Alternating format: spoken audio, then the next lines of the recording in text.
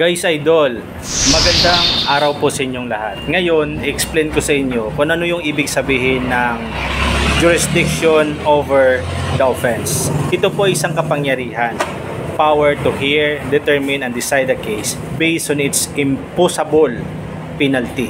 Ulitin ko po, based on its imposable penalty.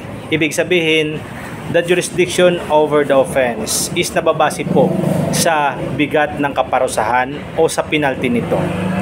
At kailangan maunawaan din natin yung distinction between the jurisdiction of RTC and MTC.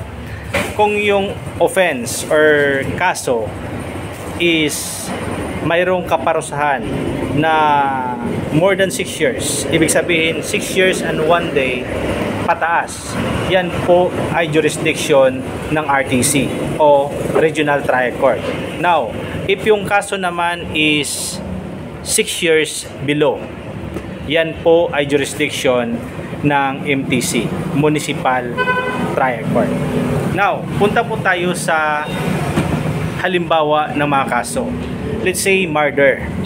Ano yung penalty ng murder para maunawaan natin yung jurisdiction over the offense?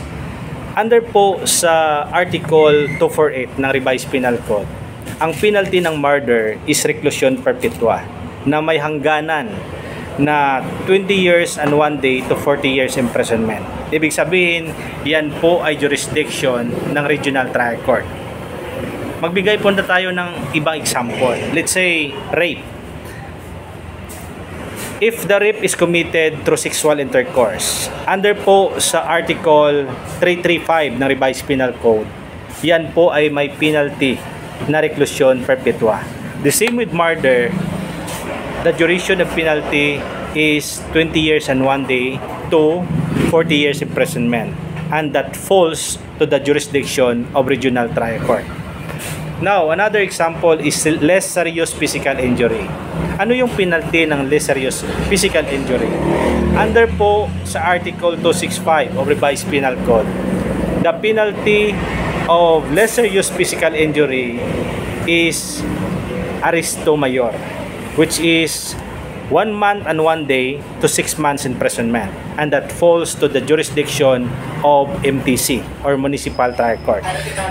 Now, another example is alarm and scandal. Ano yung penalty ng alarm and scandal? Under po sa Article 155 ng Revised Penal Code, the penalty of alarm and scandal is arresto minor, which is 1 day to 30 days imprisonment.